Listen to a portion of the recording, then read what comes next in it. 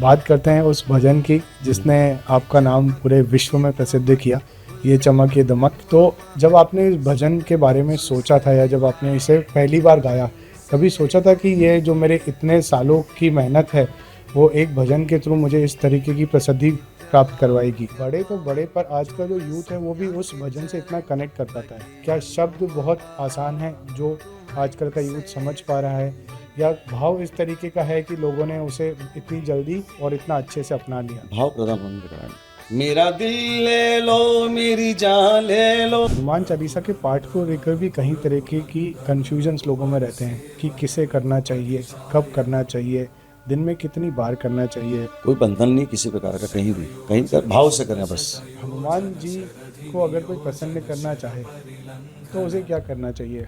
हनुमान जी का जाप करना चाहिए या श्री राम का स्मरण करना कलयुग चाहिए? केवल नाम आधार है, स्पष्ट लिखा हुआ है। आप कुछ मत करें, चलते फिरते किसी भी अवस्था में हो, आपका राम नाम अंदर चलना चाहिए।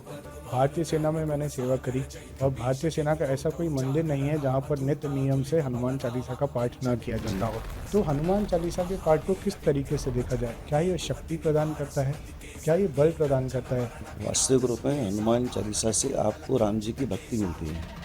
कि फिर मतंग ऋषि ने उनको शाप दिया, हनुमान तुम अपना बल भूल जाओगे, तुम्हारे बल को कोई याद कराएगा तो अपना बल का जागरण होगा। जब जामवंत ने उनके बल का प्राकट्य कराया कि कवन सुकाज कठिन जग माही, जो नहीं होए तात तुम पाई, राम रसायन तुम्हारे पास, सब उसमें राम जी की जितना वर्णन राम जी के ऊपर किया गया है। और इसकी जो लिखी है बाबा ने, तुलसी बाबा ने, वो जेल में लिखी है हनुमान चालीसा। अच्छा। 100-200 बंदरों की सेना आई, आसपास पूरे अशोक वाटिका में फैल गई। फिर एक वानर आया जो इसका 6 फीट की लंबाई थी, उन्होंने पूंछ को इतना बड़ा कर लिया कि पूरी लंका का कपड़ा उस पूंछ पे लग गया, पूरी लंका का तेल पूंछ पर लग गया। कपड़ा भी तेरा राम, घी भी तेरा, तेल भी तेरा, अग्नि में कुछ लेके आया हूँ, अग्नि भी तेरी है। पहला ईश्वर माता पिता है, उनकी सेवा हो गई तो समझना ईश्वर की सेवा आपने कर ली। अभी नई रचना जो हमारी आई, राम रस बरसे रे, उसकी मैं उसकी दो पंक्तियाँ। राम रस बरसे रे, राम रस बरसे रे, तू भी आजा राम भजन में।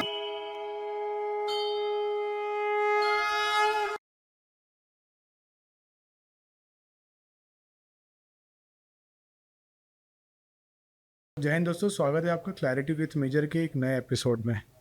आज का एपिसोड कुछ खास है। खास इसलिए है क्योंकि आज हम बात करेंगे अध्यात्म की। आज हमारे साथ जो गेस्ट हैं वो प्रभु श्री राम और हनुमान जी के बहुत बड़े भक्त हैं। आज हमारे साथ हैं पंडित सुधीर व्यास जी। उन्होंने नवयुवकों में एक चेतना जगाई है। पंडित सुधीर व्यास जी एक राम भक्त, एक हनुमान भक्त हैं। पिछले 30 सालों से भक्ति में लगे रहना, और उसके बाद जब प्रभु ने उन्हें आशीर्वाद दिया तो ऐसा कि पूरे विश्व में उनकी प्रसिद्धि हो गई। उन्होंने अपने भजन ये चमक ये दमक के साथ नवयुवकों में एक नई चेतना जगा दी। तो आइए बात करते हैं हमारे आज के गेस्ट पंडित सुधीर व्यास जी के साथ।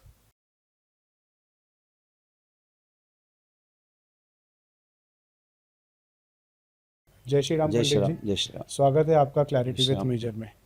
तो पंडित जी, सबसे पहले आपसे ये जानना चाहूँगा कि आप अपने बचपन के बारे में हमें कुछ बताएं।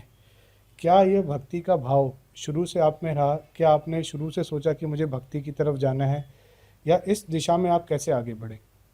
नहीं, प्रारंभ से हमारे माता पिता बड़े धार्मिक प्रवृत्ति के थे, उनके साथ हम रामायण पाठ में जाया करते थे। तो वहीं से हमें लोग लगी कि ईश्वर की भक्ति में जो आनंद है वो कहीं नहीं है। तो फिर हमने इसी क्षेत्र को चुना कि भजनों में उस हम पाठ की ओर जाएँ। तो बचपन से मुझे लगाव रहा। ठीक। मैंने कहीं सुना पंडित जी कि आपकी माता जी का विशेष योगदान था। वो कहती थी कि डेली सोने से पहले आप सुंदरकांड कुछ पंक्ति सुनाएं, याद करें तभी, और वो आपके नित्य नियम में डाल दिया था। जी, हमारे एक तो शयन के पहले हमें पाठ करना पड़ता था, भले ही 5 दोहे करें हम। एक प्रतिबंध हमारे ऊपर वो लगाया गया था कि भोजन तभी मिलेगा आपको जब आप श्रीमद् भागवत का एक अध्याय हमको पढ़ के सुनाएंगे। ये बिल्कुल प्रतिदिन? तय था, प्रतिदिन वो पढ़कर सुनाएंगे तो ही आपको भोजन मिलेगा, नहीं तो नहीं मिलेगा। अच्छा। तो डेली श्रीमद् भागवत डेली का श्रीमद् भागवत एक अध्याय आप सुनाते थे। और क्या माता जी की इस तरह से इच्छा थी कि आप संत बन जाएं या उसी दिशा में आगे बढ़ें? बिल्कुल बिल्कुल, उसका उनका ही भाव था। रामकिशोर जी महाराज थे रामश्री संप्रदाय के, मेरी माँ ने तो उनको भेंट कर दिया था कि आप इसे ले जाइए, आप संत बनाइए। अच्छा। और मैं उनके साथ रहा भी 15 दिन, पर घर वालों के अपेक्षा से वापस आना पड़ा मुझे जी। सांसारिक जीवन में। जी। पर ईश्वर को कार्य यही कराना था, चाहे वहाँ जाते तो भी वही कार्य करते, और यहाँ तो यहाँ भी यही कार्य करते।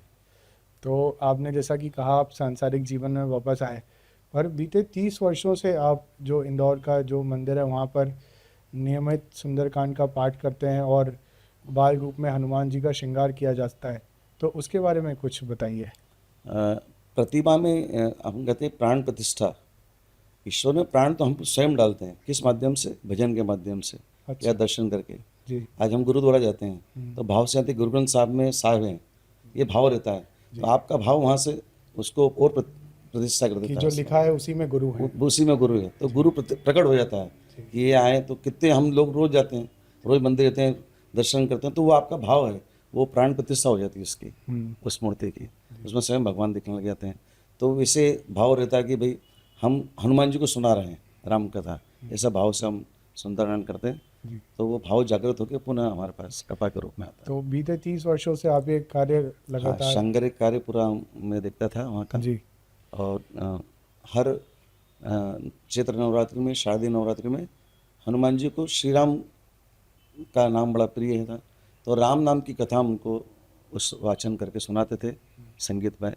जी। रामचरितमानस का पाठ हम दोनों उसमें करते थे 30 सालों से।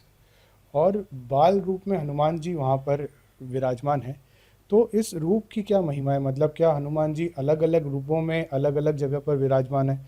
तो ये बाल रूप की क्या महिमा है इंदौर के इस मंदिर में? बाल रूप में एक साधन ये होता है कि उसमें किसी प्रकार की ज़्यादा सेवा की आवश्यकता नहीं। जैसे बालक को हम रिझाते हैं, इस प्रकार के हम हनुमान जी की सेवा करें तो जल्दी हम पर कृपा करें। वीर रूप में सेवा करेंगे तो वैसा फल देंगे, या और किसी रूप में दें। बाल रूप में वो बहुत सहज सरल रहते हैं, जैसे एक बालक का स्वभाव रहता है, ये मानकर हम बाल रूप से सेवा करते हैं। जैसे श्रीनाथ जी की सेवा होती है कृष्ण रूप में, बाल रूप में होती है, या आठों जाम उनको भोग लगता है, उनके पसंद के वस्त्र पहनाए जाते हैं, तो उस प्रकार बाल रूप में प्रभु जल्दी कृपा करता है, ऐसी मान्यता है। तो बाल रूप में हनुमान जी की काफ़ी लीलाएं रही हैं, हमने भी बचपन में सुनी है। जैसे एक बार वो सूर्य की तरफ आकर्षित हो गए थे और एक फल समझकर उसे खाने लगे थे। तो बाल रूप में हनुमान जी के जीवन का वो कौन सा प्रसंग है जो आपको बहुत प्रेरणा देता है? जैसे आपने फल की बात की, तो उन्होंने बाल समय में बख्श लियो तो तीनों लोग भयो अंधियार हो। इसके बाद उनकी जो सेना थी साथ में साथियों के, वे ऋषियों को बड़ा परेशान करती थी। अच्छा। और वे परेशान इतने हो गए थे कि फिर मतंग ऋषि ने उनको शाप दिया कि हनुमान तुम अपना बल भूल जाओगे, तुम्हारे बल को कोई याद कराएगा तो अपना बल का जागरण होगा। वो ऋषियों को परेशान करते थे इसलिए उन्होंने शाप दिया। जी। तो हनुमान जी तो ऐसे ऐसे सचिव जी। वहाँ नौकरी करते थे जी। ऋषिमुख पर्वत पर सुग्रीव जी की। जब सिंधु तट पर सीतान्वेषण के लिए जाना था, या सीता की खोज के लिए जाना था, जब जामवंत ने उनके बल का प्राकट्य कराया कि कवन सो काज कठिन जग माही, जो नहीं होए तात तुम पाई। ऐसा कौन सा कार्य जो आप नहीं कर सकते, तो अपना जो सुप्त बल है वो जागृत करो, आपको राम कार्य के लिए जाना है। राम कार्य की दुहाई करते ही हनुमान जी ने अपने रूप का प्राकट्य किया, पर्वताकार हो गए कि अब मैं समुद्र ला सकता हूँ। तो उनके बल को जागृत कराया गया है, जो जामवंत जी ने कराया। जो जामवंत जी ने कराया। जी। और बात करते हैं, हनुमान जी को आप अपना इष्ट मानते हैं, पर आप ये भी कहते हैं कि इष्ट हमेशा एक होना चाहिए। बिल्कुल एक ही होना चाहिए। तो इष्ट से हम आज के नवयुवकों को क्या समझना चाहिए कि हम एक भगवान को माने या सभी भगवान का रिस्पेक्ट करें? इष्ट से हम क्या समझें? इष्ट का मतलब कि किसी एक के प्रति लगाव होना। एक इष्ट, एक मंत्र, ऐसा कहते हैं, एक इष्ट, एक मंत्र, एक यंत्र, एक तंत्र, सब एक ही होना चाहिए। अलग अलग दिशाओं में जाते हैं तो जो जिससे मिलना चाहिए वो मिलना। एक साधे सब सदे, सब साधे सब जाए, सबको साधु के सब चले जाएंगे, एक को साधु को तो जैसे हम पे 30 वर्ष बाद कृपा की, आप पर भी करेंगे। तो इसलिए एक इष्ट बहुत एक इष्ट होना है बहुत जरूरी। और आप हनुमान जी को अपने मित्र की तरह भी कहते हैं। हाँ, और उसी तरीके से उनसे वार्तालाप भी करते हैं। बिल्कुल करते हैं। इस बारे में बताइए थोड़ा। कहीं विशेष रूप से तो मुझे जो साक्षात दर्शन की अभिलाषा थी कि मैं श्रीलंका जाऊं, अशोक वाटिका में सुंदरकांड करूं, वहाँ मुझे हनुमान जी का प्राकट्य हो, वहाँ दर्शन हो, तो वो मेरी बात उन्होंने मानी है और मुझे दर्शन मान दिया। तो जब हनुमान जी की बात करते हैं तो सबसे पहले जो मेरे मन में सवाल आता है वो रहता है हनुमान चालीसा को। जी भारतीय सेना में मैंने सेवा करी और भारतीय सेना का ऐसा कोई मंदिर नहीं है जहाँ पर नित्य नियम से हनुमान चालीसा का पाठ ना किया जी। जाता हो। तो हनुमान चालीसा के पाठ को किस तरीके से देखा जाए? क्या ये शक्ति प्रदान करता है? क्या ये बल प्रदान करता है? या जब हम संकट में आए तब हमें हनुमान चालीसा का स्मरण करना है? वास्तविक रूप में हनुमान चालीसा से आपको राम जी की भक्ति मिलती है, अच्छा। वो शायद कम लोग जानते हैं। जी। तो राम रसायन तुम्हारे पास सब उसमें राम जी की जितना वर्णन राम जी के ऊपर किया गया है। और इसकी जो लिखी है बाबा ने, तुलसी बाबा ने, वो जेल में लिखी है हनुमान चालीसा। अच्छा। जब अकबर ने उनको, अकबर के पास गया कि भाई एक ब्राह्मण है संत तुलसीदास, वो जो बोलता है वो सिद्ध हो जाता है, वो पढ़े उसके। तो उन्होंने बुलाओ भेजा कि आप हमारे दरबार में आइए। तो बस तुलसीदास जी मना कर दिया, बोले मैं किसी के दरबार में नहीं जाता हूँ, मेरे इष्ट राम है। तो उन्होंने ज़बरदस्ती पकड़ के जेल करवा दी उनको। अच्छा। तो जेल में उन्होंने हनुमान चालीसा की रचना की। जेल में करी रचना। तुलसीदास जी ने अच्छा। हनुमान चालीसा। तो जब ऐसा कहते हैं कि हजारों बंदर उस जेल के आसपास आ गए और तोड़फोड़ करने लगे, तब जाकर अकबर को कहा कि भाई इनको छोड़ दो, नहीं तो आपके ये राज्य को भी तोड़फोड़ कर देंगे पूरा। अच्छा। तो वहाँ से उन्होंने फिर संत तुलसीदास जी को खोला, तो रचना वहाँ पर हुई हनुमान चालीसा की। और बड़ा सिद्ध है। चालीसा के 40 मंत्र हैं, 40 लाइन नहीं 40 मंत्र हैं वो, और बड़े सिद्धता के सब साथ। सुख ले तुम्हारी सन्ना, तुम रक्षक काहू को डरना। जी जी। तो अब हनुमान चालीसा के पाठ को लेकर भी कई तरह की कन्फ्यूजन्स लोगों में रहते हैं कि किसे करना चाहिए, कब करना चाहिए, दिन में कितनी बार करना चाहिए। तो इस पर थोड़ा प्रकाश डालेंगे। कोई बंधन नहीं किसी प्रकार का, कहीं भी कहीं नहीं लिखा क्योंकि बंधन से करना। आप कहीं कर भाव से करें बस। जहाँ भी करें हनुमान चालीसा भाव से करेंगे तुरंत फल देता है। कलयुग में देखिए साक्षात है हनुमान जी, जीवंत देव हैं, जी। चिरंजीवी जीवित हैं, चिरंजीवी हैं। जैसे हम कहते तो हैं। उनकी आराधना कभी व्यर्थ नहीं जाएगी। तो मतलब कभी भी हनुमान चालीसा का हाँ, पाठ कर सकते हैं, किया कर जा सकता है। और हनुमान जी को शिव जी का अवतार भी कहा जाता है। जी ऐसा कहा जाता है कि शिव जी के 11 रुद्रों में से एक है हनुमान जी। जी। तो इसके बारे में कुछ बताइए पंडित जी। पहली लाइन में शंकर सुवन केशरी नंदन, सुवन नहीं है, शंकर स्वयं केशरी नंदन है। अच्छा। शंकर ही केसरी नंदन है। स्वयं केशरी नंदन है। जब तो उन्होंने कहा माता पार्वती से कि मैं तो राम जी की सेवा में जाना चाहता हूँ और वानर वेश में उनकी सेवा करूँगा, भगवान शंकर ने, जी। तो माँ गौरा ने कहा कि मुझे क्या सेवा का मौका मिलेगा। बोला आप मेरी पूंछ में विराजमान हो जाए। उसी पूंछ को कोई जला नहीं पाया जिसमें स्वयं गौरी बैठी थी, स्वयं आ गए। बाद में बहुत प्रसंग बड़े बड़े हैं जी। और उसको समझाएंगे तो बड़ी देर लगेगी। तो हनुमान जी को अगर कोई प्रसन्न करना चाहे तो उसे क्या करना चाहिए? हनुमान जी का जाप करना चाहिए या श्री राम का स्मरण करना कलयुग चाहिए? केवल नाम आधार है, स्पष्ट लिखा हुआ है। आप कुछ मत करें, चलते फिरते किसी भी अवस्था में हो, आपका राम नाम अंदर चलना चाहिए, क्योंकि प्रभु श्री राम आपके अंदर हृदय में। सिया राम में सब जग जानी, करहूँ प्रणाम जोर जुग पानी। तुलसीदास जी ने कहा सबके अंदर राम है। हम भी जब कार्यक्रम में बैठते हैं तो एक ही वाक्य कहते हैं कि गाने वाला हनुमान है, सुनने वाले राम जी हैं। आप समझ लो, आपके अंदर राम बैठा है, वो सुन रहा है। हम नहीं गा रहे, हमारा अंदर जो हनुमान बैठा है वो गा रहा है। जो अमेरिका के पूर्व प्रेसिडेंट रहे हैं बराक ओबामा, एक बार उन्होंने अपने इंटरव्यू में खुद कहा था कि एक हनुमान जी की प्रतिमा उन्हें किसी ने भेंट करी थी और उसे वो अपने पास रखते हैं। तो मतलब वहाँ तक भी उनकी महिमा का प्रचलन है। जी जी। तो बराक ओबामा जी ने कहा कि मुझे किसी ने हनुमान जी की प्रतिमा भेंट करी थी और मैं उसे हमेशा अपने साथ रखता हूँ। तो मतलब उन्होंने भी ये बात को माना कि हनुमान जी की प्रतिमा शक्ति प्रदान करती है। इसी के साथ ये भी कहा जाता है कि नीम करोली बाबा जो थे जी। वो भी स्वयं हनुमान जी का अवतार थे। तो उससे जुड़े अगर आपके कुछ अनुभव रहे हैं जो आप साझा करना चाहें। मुझे 3-4 वर्षों पूर्व ही उनका सानिध्य प्राप्त हुआ, बाबा की शरणागति का, और बहुत अनुभव मेरे साथ रहे हैं। वृंदावन में उनकी जो समाधि है वहाँ पर भी मेरे कार्यक्रम हो चुके हैं। और मैं बाबा से प्रार्थना करता, एक बाबा का राम नाम बड़ा प्रसिद्ध है जो वो गाया करते ही है। तो मैं बाबा से विनती करता था, बाबा कभी ये आपने जो बोले हैं राम नाम, ये कभी मैं अपनी वाणी में गाना चाहूँ तो कि आपकी आवाज़ आ जाएगी, ऐसा मेरा भाव था। अच्छा। तो अकबरपुर में कार्यक्रम था बाबा की जन्म तिथि पर, फिरोजाबाद के पास में। बाबा का जन्म वहीं हुआ अकबरपुर में। जी। तो रात को 11:30 बजे मैंने वो धुन शुरू की, तो गांव वाले आसपास इकट्ठा हो गए। बोले बाबा आ गए क्या? ऐसा उन्होंने राम नाम की जो धुन बाबा गाते थे उसी स्वर में मैंने गाने का प्रयास किया। तो उन्हें लगा ही नहीं कि ये बाबा के स्वर में और मेरे स्वर में कोई डिफरेंस है। वहाँ मैं समझ गया कि हाँ, बाबा की कृपा मुझ पर हो गई। ठीक। तो नीम करोली बाबा का जो कैंची धाम में जो जी। आश्रम है, वहाँ पर हम देखते हैं कि कई सारे विदेशी भी उसकी तरफ आकर्षित हैं। तो उसके क्या कारण रहे हैं? बाबा ने वहाँ साधना की है। वहाँ पे गुफा है अंदर नीचे, वहाँ पर कई वर्षों तक बाबा की जो धर्मपत्नी थी वो भी बड़ी भक्तशिला थी। उनकी कृपा भी बाबा पर रही है, और दोनों ने साथ में मिल करके वहाँ पर उस धाम में बाबा की सेवा की। और जो एप्पल कंपनी के फाउंडर हैं स्टीव जॉब्स, ऐसा कहा जाता है कि वो भी बाबा के भक्त थे, और जो एप्पल का लोगो है उससे भी जुड़ी कुछ कहानी है हाँ, बाबा कि उन्होंने कहा कि बाबा को श्रीफल दिया उन्होंने, तो बाबा ने उसको श्रीफल को प्रसाद लेकर उसको कहते इसी को अपना ब्रांड बनाना। तो जी। कटा हुआ श्रीफल जो उनको ब्रांड बनाया, जो एप्पल का ब्रांड है, जी। और वही फिर आज दुनिया भर में दुनिया उसका भर में नाम राज हो कर गया। रहा है। जब हम बात करते हैं प्रभु की, इष्ट की, भक्ति की, तो उस भक्ति में समर्पण का कितना बड़ा रोल होता है? क्या हमें खुद को ईश्वर को समर्पित कर देना चाहिए? या कुछ लोग कहते हैं कि ईश्वर से मैं क्यों मांगूं, ईश्वर तो सब जानता है। तो भक्ति भाव और समर्पण, इसके बारे में कुछ बताइए। माँ को पता नहीं कि बच्चे को दूध की आवश्यकता है। बच्चा पल्लू खींच के बोलता है माँ दूध पीना है। रोएगा। वैसा ईश्वर और हमारा संबंध है। जी। हमको खींचना पड़ेगा उसका पल्लू, इधर देखो मैं खड़ा हूँ, मुझ पर भी कृपा करो। शरणागति आपको लेना पड़ेगी। विभीषण जी ने शरणागति ली सुंदरकांड में, तभी कृपा हुई उनके ऊपर।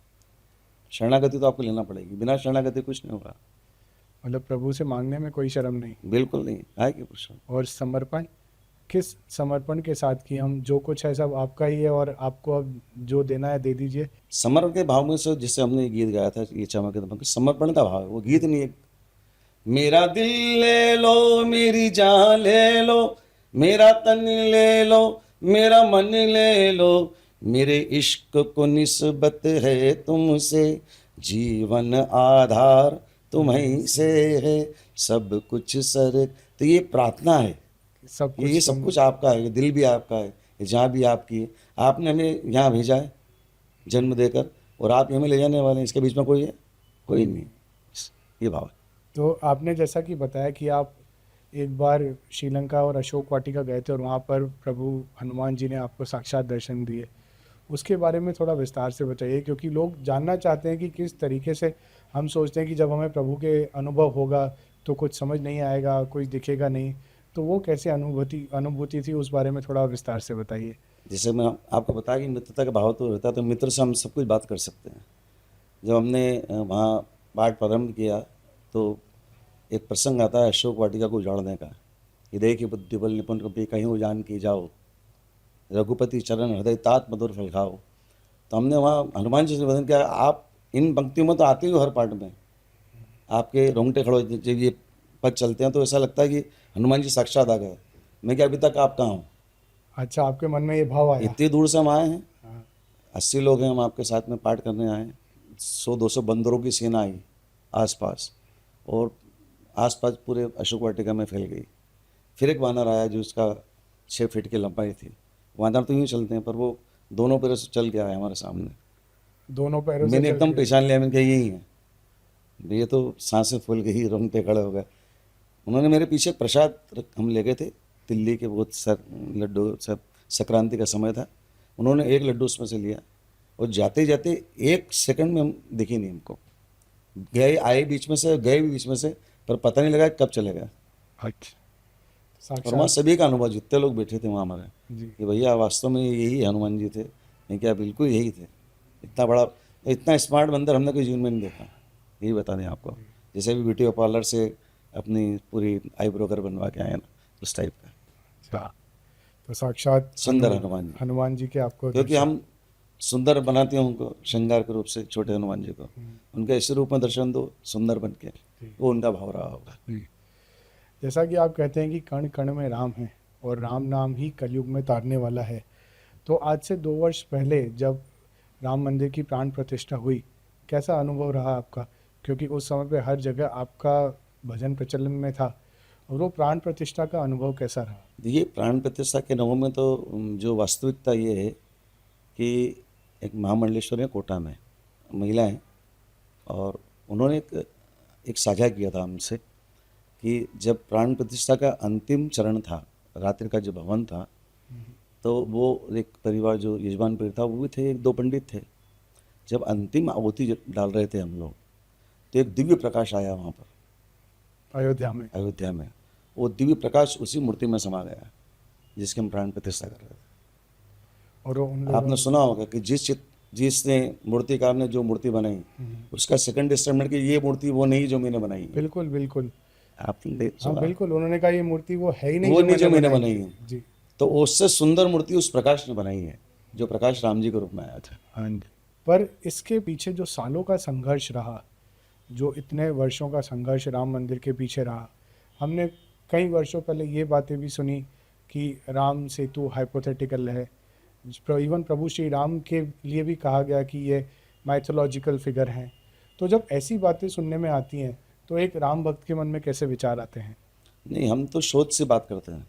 श्रीलंका में शोध किया, श्रीलंका में लाइब्रेरी बनी हुई है, वहाँ पे सभी जो राम जी से संबंधित सामग्रियाँ सबका वहाँ स्पष्टीकरण है कि ये यहाँ हुआ था, यहाँ राम जी ने 2 बार लिंग की स्थापना की, एक बार रामेश्वरम की, वहाँ गए वहाँ भी लिंग की स्थापना की। उस मंदिर को हमने देखा। देखिए, जहाँ पर लंका जलाई गई थी, जो लंका जली थी वहाँ की मिट्टी आज भी भूरी है, काली है। आज भी। और जहाँ विभीषण जी का मल था वहाँ भी आज भूरी है। कई ऐसे प्रमाण उन्होंने दिए। एक प्रमाण और था वहाँ पर कि जब राम जी वापस गए सीता जी को लेके, तो सीता जी ने कहा कि मैंने अभी तक रावण के यहाँ का जल भी ग्रहण नहीं किया। अच्छा। तो राम जी मुझे प्यास लगी है। जी। तो समुद्र के अंदर ही राम जी ने तीर का संधान किया, और वहाँ एक कुआं है, उसका जल अभी भी मीठा है, हम वो पी के आए हैं।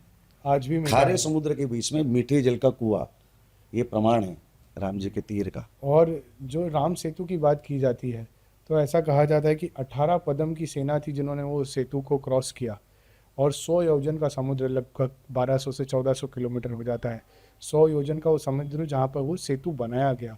तो उसके भी साइंटिफिक प्रमाण हैं अब तो हर जगह। थोड़ा सा इसमें मैं आपको करेक्शन कर दूँ, 19 नॉटिकल मील था जहाँ पर राम जी का पड़ा होता धनुषकोटी में, रामेश्वरम में।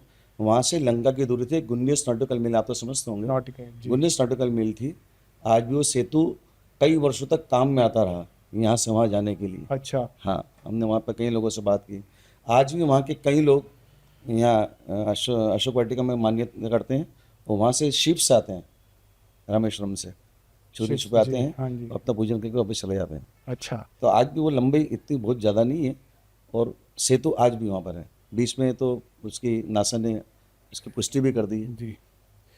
और कुछ इसी से जुड़ा हुआ एक प्रसंग है कि जब राम जी वो समुद्र पार करना चाहते थे और उन्हें कोई रास्ता नहीं मिल रहा था, तो उन्होंने अपना बाण निकाला और वहीं से कुछ ये पंक्तियाँ आई थी कि विनय न माने जल्दी जल गए 3 दिन बीत, बोले राम सकोप तब भाई बिन होए न प्रीत। देखिए, जब विभीषण जी की शरणागति हुई, तो राम जी में और विभीषण जी से संवाद हुआ। राम जी का विभीषण जी क्या करना चाहिए, सेना को उधर ले जाना है। तो विभीषण आपके कुलगुरु समुद्र हैं, तीर का सम्मान करें, समुद्र को सुखा दें, सेना को ले जाएं। पर इसमें जगत आपकी मीमांसा करेगा कि आप ब्रह्म थे, आपने समुद्र को सुखा दिया, ये सब आपके हाथ में, आप कुछ भी कर सकते हो। तो बोले फिर क्या करना चाहिए? तो विभीषण जी ने कहा कि अपन चल के समुद्र से विनय करते हैं, समुद्र कोई रास्ता बताएगा। तो 3 दिन तक राम जी ने समुद्र की उपासना की, लेकिन जड़ समुद्र नहीं आया।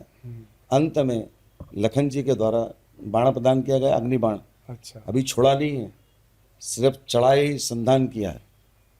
फिर समुद्र का हृदय घबराया, जलने लगा। जितने जलते थे जलने लगे, तो घबरा कर समुद्र दोनों हाथों में स्वर्ण के थाल लेकर राम जी के सामने आया। अभी बाण छोड़ा भी नहीं था। बाण तो छूटा ही था। बाद में उसने राम जी ने पूछा, बताए बाण कहाँ छोड़ूं? ये प्रत्यंचा पे चढ़ गया है, इसको तो छोड़ना पड़ेगा, तरकश वापिस नहीं जाएगा। फिर समुद्र ने कहा कि जहाँ मेरे दुश्मन राक्षस रहते हैं वहाँ छोड़ दीजिए। तो राम जी ने वो तीर कहाँ छोड़ा? राजस्थान की उत्तर दिशा में। अच्छा। जहाँ आज भी थार का मरुस्थल है। अच्छा। आज भी राजस्थान में खनिज निकलते हैं जी। वो पुराना समुद्र था। अच्छा। 5000 साल पुराना। तो वो बाण वहाँ से राजस्थान छोड़ा गया और इसलिए वहाँ पर आज तक रेगिस्तान। आज तक तो कहेंगे तो राम जी काल्पनिक, तो कहाँ से हो गए काल्पनिक? जी। फिर उसके बाद जब समुद्र ने उन्हें बताया कि अब आप जा सकते हैं, और वो सेतु का निर्माण किया गया। तो यह प्रसंग कहाँ से आया कि पत्थर पे अगर हम राम का नाम लिखेंगे तो प्रभु राम की कृपा होगी और वो तैरने लगेंगे? राम जी ने समुद्र से कहा कि आप उपाय बताओ।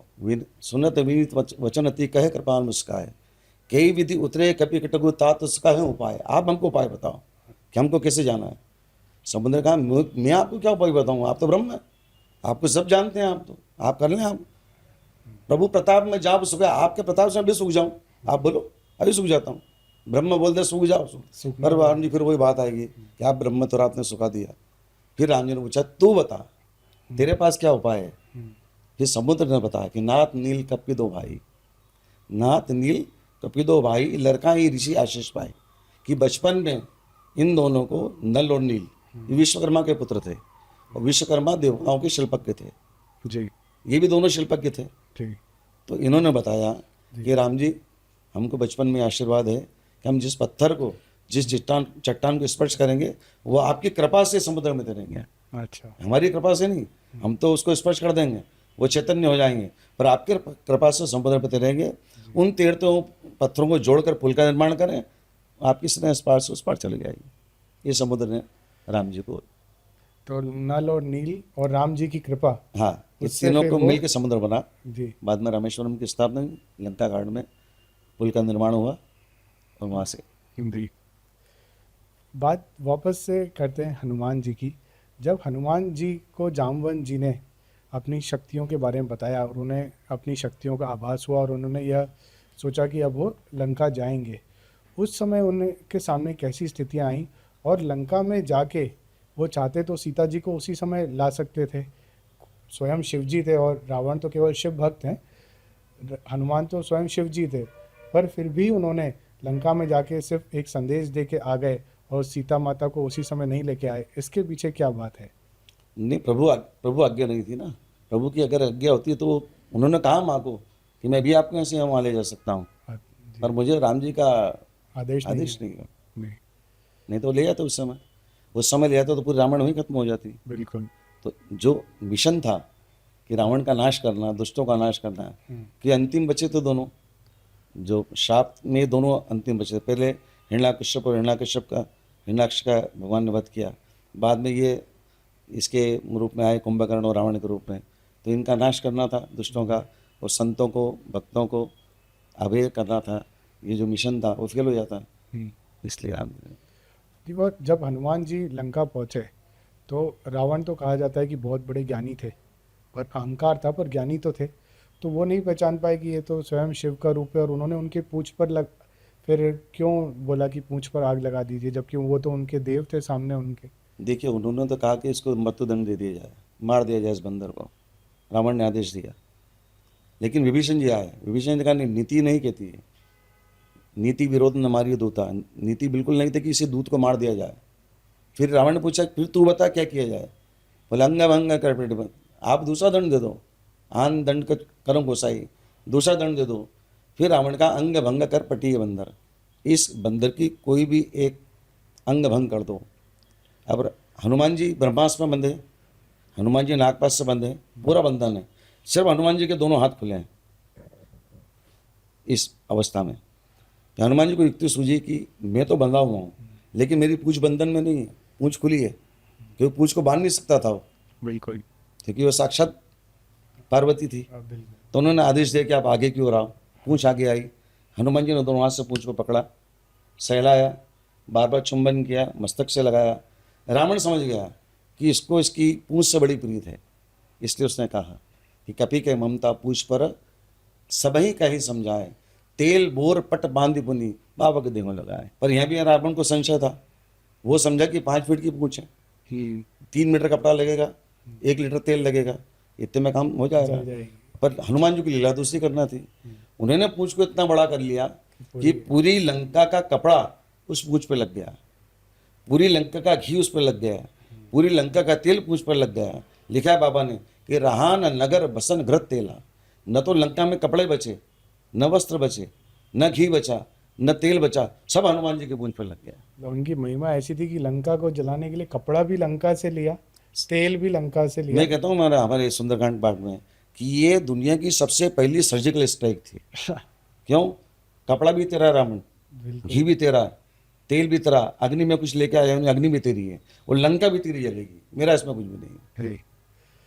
तो ऐसी महिमा थी हनुमान जी की।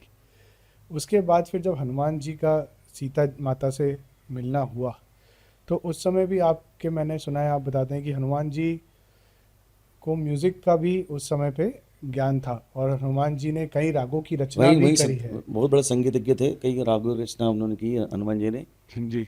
और फिर जब उनका सीता माता से मिलना हुआ, तो उस समय भी उन्होंने किसी राग के थ्रू अपनी बात माता जी से कही, या किस प्रकार का वार्तालाप उस समय नहीं, हुआ? वो जो संवाद था ये सभी अवधि भाषा में था। अवधि भाषा में था। हनुमान जी जो भी संवाद किए माता से, सभी अवधि भाषा में थे। बात करते हैं उस भजन की जिसने आपका नाम पूरे विश्व में प्रसिद्ध किया, ये चमक ये दमक।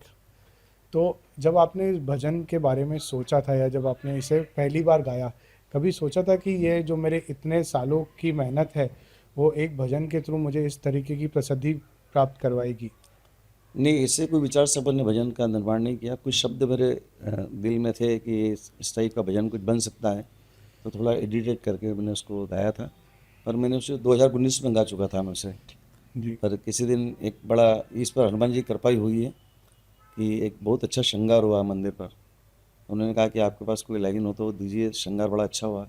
मैं क्या, मैंने 2019 में गीत गाया था ये चमक ये दमक, उसकी एक लाइन आप लगा दो, जी। बड़ा अच्छा होगा।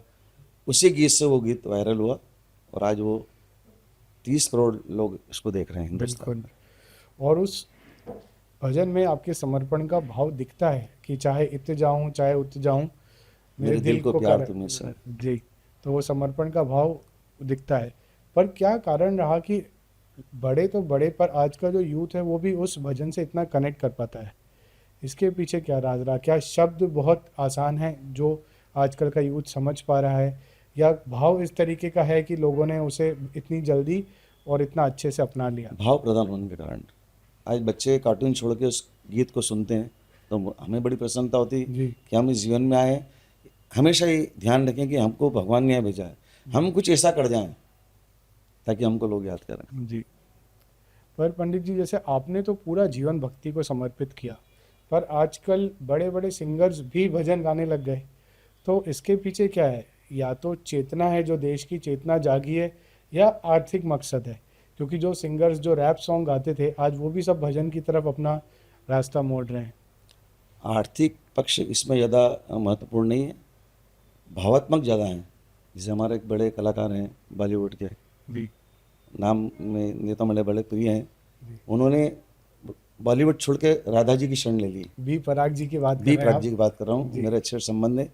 अभी मैंने उनके लिए गीत गाया है, अच्छा। उनकी कृपा रिकॉर्ड्स के लिए। जी। हमारे साथ श्री रघुनाथ हमें किस बात की चिंता, अभी 2 गीत का और आदेश हुआ उनका।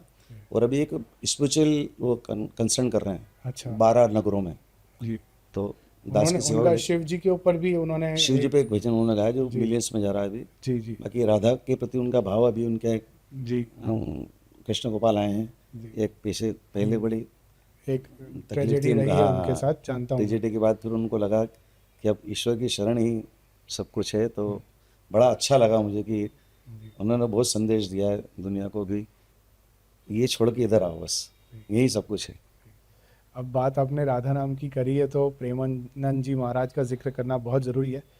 इसके बारे में आपका क्या विचार है? जिस तरीके की चेतना आजकल के यूथ प्रेमानंद जी महाराज के वीडियोस देखता है, उनका अनुसरण कर रहा है, और जाति पाति छोड़ के हर कोई राधा नाम की तरफ जागरूक होने लगा है, तो इसमें आप उनका कितना बड़ा रोल देखते हैं, और जो योगदान वो दे रहे हैं उसे कितना महत्वपूर्ण मानते हैं नवयुवकों में ये चेतना जगाने में? देखिए, अपन ने पहले इष्ट की चर्चा की थी। हनुमान जी के इष्ट तो शिव थे, उन्होंने वर्षों तो आराधना की गंगा के तट पर। जी। पर वहीं से राधा ने क्या इशारा हुआ कि आप वृंदावन आइए, इष्ट खुद बुलाता है कृपा के लिए। जी। तो वो वृंदावन गए, वृंदावन में राधा नाम को उन्होंने सिद्ध किया। और हमने तो सुना कई बार राधा रानी उनके साथ रही, दर्शन। मिली है, दर्शन दिए हैं कई, एक नहीं कई बार। और आज भी जो उनका जीवन चल रहा है उनकी कृपा से चल रहा है। ये तो दोनों किडनी खराब होने के बाद तो आदमी 2-3 साल से निकल सकता है, बस 10 साल से तो मैं देख रहा हूँ उनको। बिल्कुल। एक बार दोबारा आना चाहूँगा हनुमान जी के ऊपर, क्योंकि हनुमान जी के इतने प्रसंग हैं कि मैं खुद चाह रहा हूँ कि जितना कुछ आपसे आज जानने को मिले। जब हनुमान जी की भक्ति की बात करी जाती है तो राम जी को सबसे प्रिय हनुमान जी रहे या लक्ष्मण जी रहे या भरत जी रहे? राम जी के सबसे प्रिय भक्त कौन है? राम जी के सबसे प्रिय भक्त हनुमान जी रहे और हनुमान जी ने अपने इष्ट राम जी को ही माना। और राम जी के भी सबसे प्रिय हनुमान जी हैं। राम जी के प्रिय हनुमान जी। पंडित जी, अंत में आते हुए मैं आपसे जानना चाहूँगा कि जो भी हनुमान जी और राम जी का अनुसरण करते हैं, आजकल के युवा अगर कुछ 3 बातें उनके जीवन से लेना चाहें जिनसे वो अपना जीवन सुधार सकते हों, तो वो क्या रहेंगी? उनका जो इष्ट के प्रति जो भाव है, अगर सभी वो भाव प्रकट कर लें तो बहुत बड़ी जल्दी कृपा हो सकती है। कलयुग में अगर स्मरण करना हो तो प्रभु श्री राम का स्मरण ही कलयुग तारने के लिए। आपके माता पिता ही आपके ईश्वर हैं। मैं इस टैग लाइन पे चलता हूँ हमेशा हर पॉडकास्ट में कि वही ईश्वर हैं, उन्हीं को पूजना चाहिए कि उन्होंने आपको जन्म दिया है। दूसरी लाइन पर आपके ईश्वर को रखना चाहिए। पहला ईश्वर माता पिता हैं, उनकी सेवा हो गई तो समझना ईश्वर की सेवा आपने कर ली। बहुत सुंदर। तो ईश्वर की सेवा करना, उनकी सेवा का क्या मतलब है? कोई कोई मतलब नहीं। जी। तो सच्चे ईश्वर अपने माता पिता हैं, उनकी सेवा करना चाहिए, तभी आपको ईश्वर की तुरंत प्राप्ति हो जाएगी। तो और अंत में पंडित जी, बस आपसे अगर आपको यहाँ हम सामने बुला के भजन की 2 लाइनें एक बार आपसे सुने तो बहुत अच्छा रहेगा सभी श्रोताओं के लिए। चमक दब तो आपने सभी सुना है। जी, या कोई नई रचना जो आप अभी नई रचना जो हमारी आई, राम रस बरसे रे, जी, उसकी मैं दो उसकी 2 पंक्तियां पंक्तियाँ। राम रस बरसे रे, राम रस बरसे रे, तू भी आजा राम भजन में, तू भी आजा राम शरण में, मनवा क्यों तरसे, राम रस बरसे रे, राम रस बरसे। राम रस बरस रहा है, बस पीने वाला होना चाहिए, ये हमारा भाव है। बहुत बहुत शुक्रिया पंडित जी, धन्यवाद। बहुत अच्छा लगा कि आज हमारे क्लैरिटी विथ मेजर में आप आए और सबको राम जी और हनुमान जी के बारे में इतनी बातें बताई। बहुत बहुत धन्यवाद आपका। जय श्री राम। जय श्री राम।